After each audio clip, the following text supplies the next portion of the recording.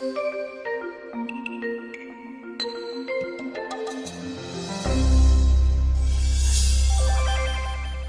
you think about it, in your visual landscape with animals, you see them for months, years, and plants. So you have a familiarity factor. But mushrooms that come up and disappear in 4 or 5 days, some of them can feed you, some can kill you, some can heal you, some can send you on a spiritual journey. So to have something so powerful and yet so ephemeral, it's natural for humans to avoid that which they don't understand out of fear because they don't know the difference. But 23 primates consume mushrooms, humans being one of them. And so that speaks to a long ancestral use of mushrooms going back, in our primate evolutionary tree for a very, very long time. We separated from fungi 650 million years ago. Maybe you did, dude. I know some people that are probably still. Well, basically, we are descendants of fungi. Yeah. We share a more common ancestry with fungi than we do with any other kingdom. And fungi are closer to animals than they are to plants. Animals came from fungi. Whoa. You and I are actually fungal bodies. Oof. I'm speaking to basically another fungal body right now. Okay. And from a cellular point of view, under the microscope, human cells, animal cells, and fungal cells are very, very similar. We exhale carbon dioxide, we inhale oxygen. And it's really interesting that many of the bacterial diseases that infect fungi also infect us. Our best antibiotics against bacteria come from fungi, penicillin being the obvious example. But, the universe was created about 13.8 billion years ago from the Big Bang. The Earth coalesced out of stardust about 4.5 billion. The earliest records of life we have is about 3.8 billion years ago, single-celled organisms. But just recently in lava beds in South Africa, they found mycelium infused through the lava 2.4 billion years ago. Now, we split from fungi 650 million years ago. And then in Brazil this past year, they found a fully intact, apparently a fossilized mushroom published in Nature, which is a very, very reputable scientific journal. And that one is 1.4 billion years old. So the oldest multicellular organism in the fossil record today is this fungus in lava in South Africa, 2.4 billion years ago. A fully formed mushroom who had its form was growing 1.4 billion years ago. We separated from fungi 650 million years ago. Mushrooms have had their form longer than we've had our form by more than 1 billion years. So, but think of that. Mushrooms had their form before we had ours. Yeah. These are elders. These are ancient organisms. These are the overlord underlords of our ecosystem. And I suspect, and as these neural networks, they have more neural connections in the mycelial mass. They're over 1,000 acres than we have in our brain. They are actually accumulating not only genetic intelligence, but I think that as time goes on, I hope that we will be able to interface with them, because I think that there is many benefits of us communicating with mycelium that can give us rapid responses to catastrophia. That's how they've evolved. And we're now the biggest walking catastrophe that I know, walking across the planet.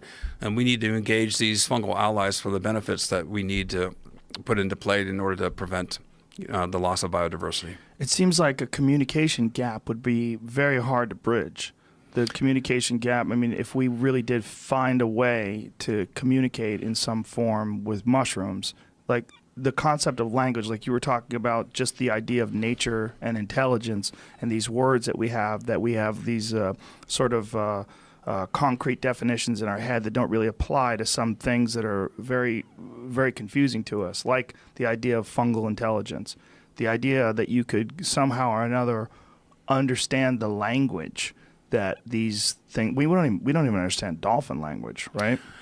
Well, one classic example, Japanese are so clever at this. There's a slime mold, called Fusarium polycephalum, and they had and this slime mold is very, very good at navigating through mazes and challenges.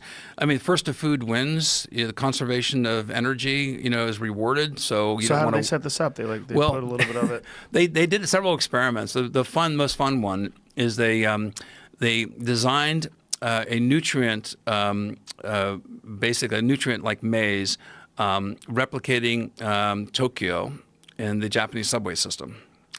And so they started with Tokyo, and they put oats, which is a nutritional source. They inoculated what is on this basically an agar map with all the major cities, the nodes around Tokyo.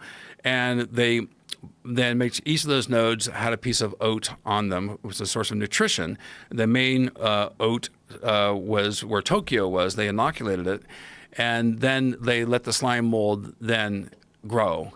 And first it grew out randomly, exploratorily, you know, just like you would do if you're a hunter or something. You're hunting on the landscape looking for things.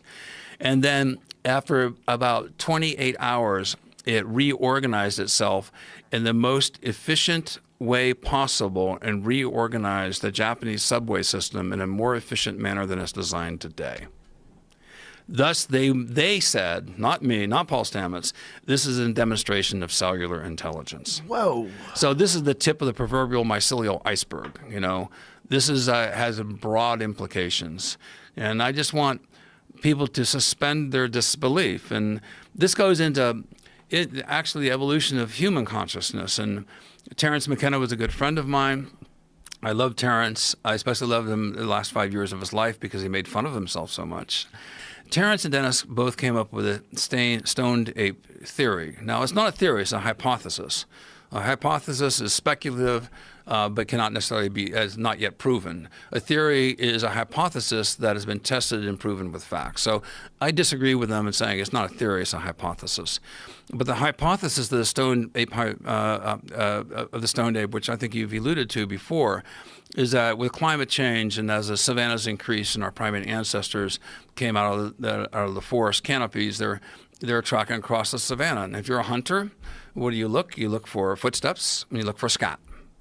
And the most significant fleshy mushroom going out of poop in Africa, hippopotamus, elephant, you know, deer, antelope, etc., is Psilocybe cubensis. It's a very large mushroom. You're hungry. You're with your clan. You consume it, and then 20 minutes later, you are catapulted in this extraordinary experience. Psilocybin substitutes as serotonin, becomes a better neurotransmitter, activates neurogenesis. It causes new neurons to form, new pathways of knowledge.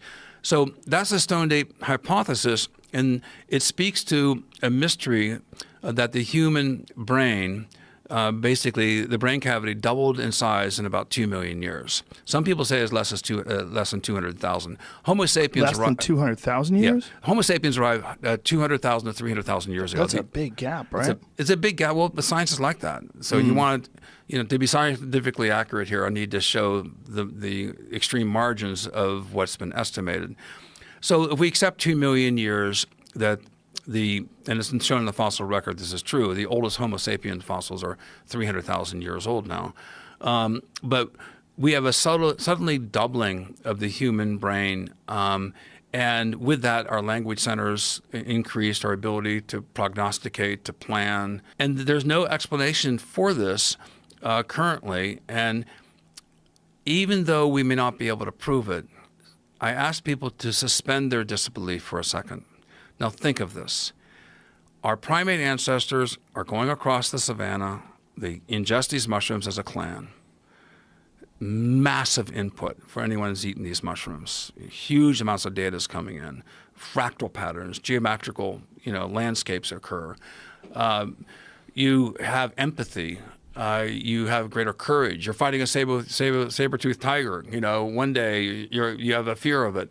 We know now from neurogenesis and the extinction of the fear response that has been clinically proven, psilocybin allows you to reset and have different neurological pathways to respond to fear, overcoming the fear conditioned response, potentially PTSD, and there's a lot of research on this currently.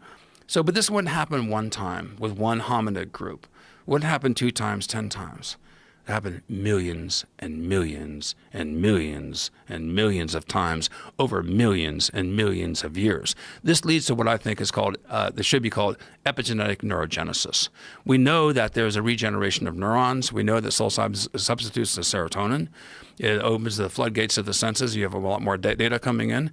And we know that it has the extinction of the fear response. So if you're the leader of your clan, You've had this traumatic event, either war or cataclysm from earthquakes, whatever the case may be, or encounter a saber-toothed tiger, whatever.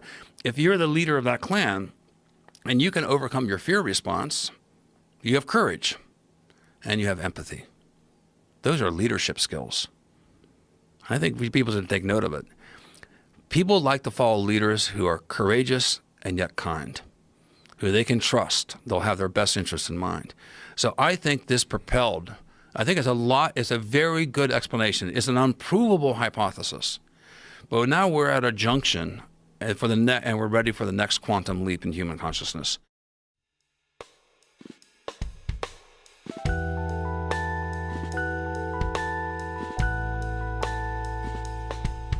For more interesting videos like this one, please subscribe.